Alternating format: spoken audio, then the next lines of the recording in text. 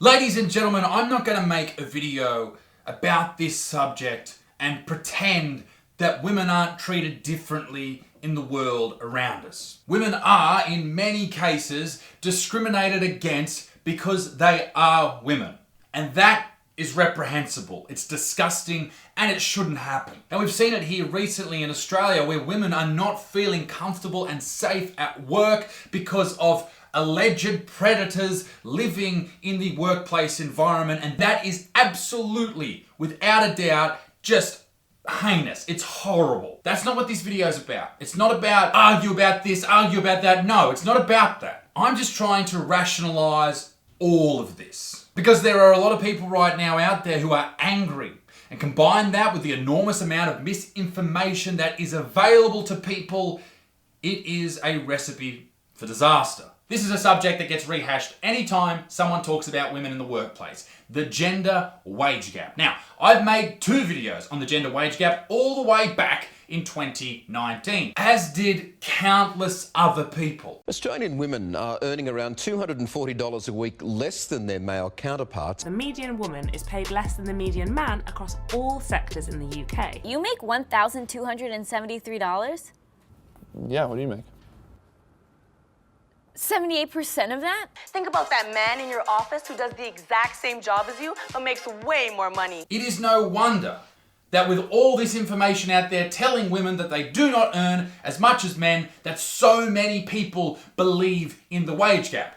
It's taught in schools, politicians talk about it, world leaders, celebrities who are terrified of losing their jobs if they had a different opinion talk about it constantly, and on International Women's Day, it was a key talking point. When it comes to equality, there's no sliding scale, except when it comes to getting paid. On average, women make 82 cents to every man's dollar. And for women of color, the gap's even wider. We're just supposed to throw in the towel at good enough? Not anymore. And the reason that so many people believe that the gender wage gap is real is because it is. Unhand me this instant! Give me a moment to explain! Men are paid more than women on average across the globe. But, and I know anytime someone says but in these conversations, everyone freaks the fuck out. But it's not because of the reasons you think. Women are not paid less than men because they have vaginas. Genitals don't have much to do with it at all. It has a lot to do with other factors. Factors like men choosing different jobs to women.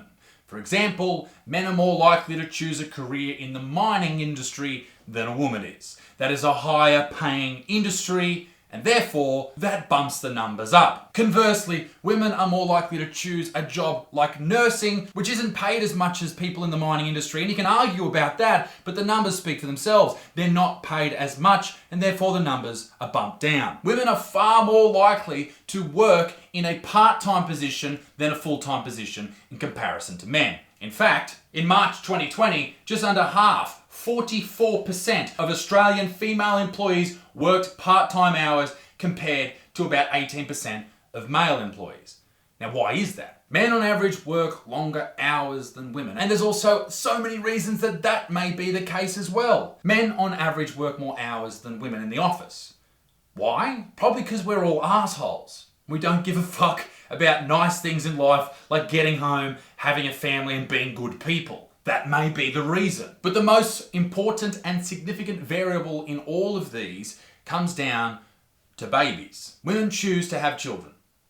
Okay? They just do. It's a choice. You don't have to. And that either puts a stop to career progression or at the very least, it limits the rate in which it increases. That then over time ends up with less money in the bank account when you retire and less superannuation as well. Now there are many arguments saying that in Australia and all over the world, we need better maternity leave. And I completely agree. But it's not there right now. And this is why these numbers of the wage gap exist. The idea that women are paid less for the exact same work as men is not only factually inaccurate, it is also, in my opinion, detrimental to young women. And here's why. If you're told from the moment that you are born, the moment you go to school, when you start picking uni degrees that you will never make as much as a man, you'll never be as good as a man, then maybe that'll stop you trying. And that's fucked up. It might even lead you to having less confidence to ask for a raise, or not even trying to shoot for the stars, if you will, when it comes to your career progression. So why do mainstream publications, famous people, politicians, and newspapers push this agenda?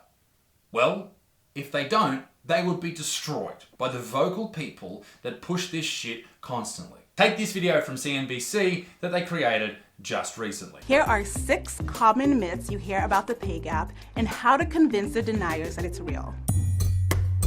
Women leave the workforce to have children. I don't know why these ladies look so confused here.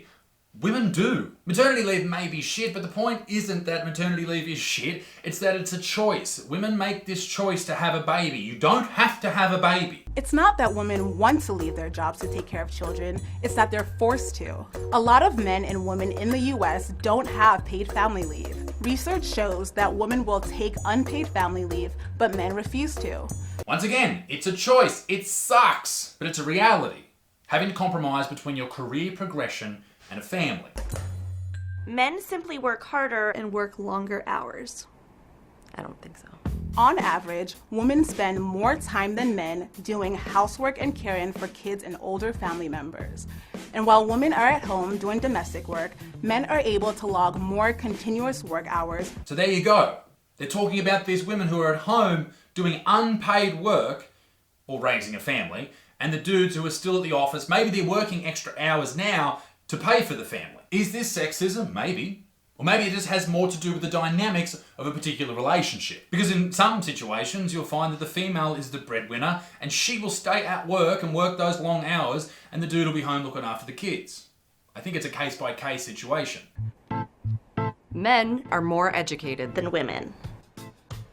Absolutely. Not true at all. More women complete degrees than men. Unfortunately, there are more women completing feminism degrees, which pay nothing, than men completing engineering degrees, which pay a fuckload more. Women don't know how to negotiate.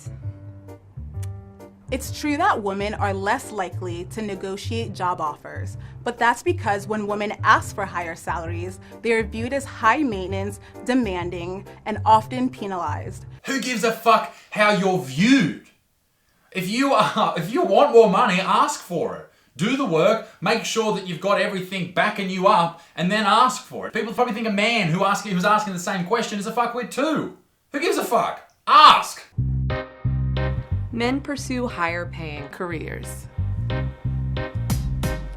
Women are not deliberately setting out to find lower paying jobs. The jobs that women do are valued less than men's. Once again, teaching, a female-dominated profession, is paid less than electrical engineering. Why? Probably a myriad of factors. Potentially, the wealth creation is more in the electrical engineering sector. Now, does that mean that teaching isn't important? Of course it's important. I think teachers should be paid the most out of anyone because they're creating the adults of tomorrow. But they're not. And people know this when they make these choices of their careers. Whose fault's that? Another big factor they didn't cover in this video is flexibility. Now, flexibility of hours worked is something that is changing now, particularly with the coronavirus and everyone staying at home and working from home. So maybe this is something that you'll see a dip in the wage gap over the next couple of years, but it remains to be seen. One of the big factors that comes to the wage gap is that there is an unconscious bias for men to employ other men. And it makes sort of sense, right? Sexism, men picking other men, they don't want women there, yada, yada, yada. And this is exactly what a 2017 study set out to discover. But, to their dismay, they found exactly the opposite. This study was commissioned by the Australian government. You've never heard of it because it didn't really reflect the results that they wanted. They decided to look at the bias employers had whilst hiring people for senior positions in the Australian public sector. The aim was to assess whether de-identifying applications, and by de-identifying, they mean applications would have information withheld, like a candidate's gender, race, or ethnicity. The aim was to assess whether de-identifying applications would eliminate the effects of explicit or implicit bias, help promote gender equality and diversity in hiring at senior executive levels. This is something you hear people talk about a lot. So they wanted to find out whether if they took someone's gender off a CV or a resume, that would actually help more women get employed. But what they found was that de-identifying applications at the shortlisting stage of the recruitment process does not appear to assist in promoting diversity in hiring. In fact, in the trial we found that overall, APS officers generally discriminated in favour of female and minority candidates. It also means that introducing de-identification of applications in such a context may have the unintended consequence of decreasing the number of female and minority candidates shortlisted for senior APS positions, setting back efforts to promote diversity at the senior management levels in the public service. Over 2,100 public servants from 14 agencies participated in the trial. They completed an exercise in which they shortlisted applicants for a hypothetical senior role in their agency. We found that public servants engaged in a positive, not negative discrimination, positive discrimination is very strange, towards female and minority candidates. Participants were 2.9% more likely to shortlist female candidates and 3.2% less likely to shortlist male applicants when they're identifiable compared to when they were de-identified. Minority males were 5.8% more likely to be shortlisted, and minority females were 8.6% more likely to be shortlisted when people could find out what their background or what their gender was.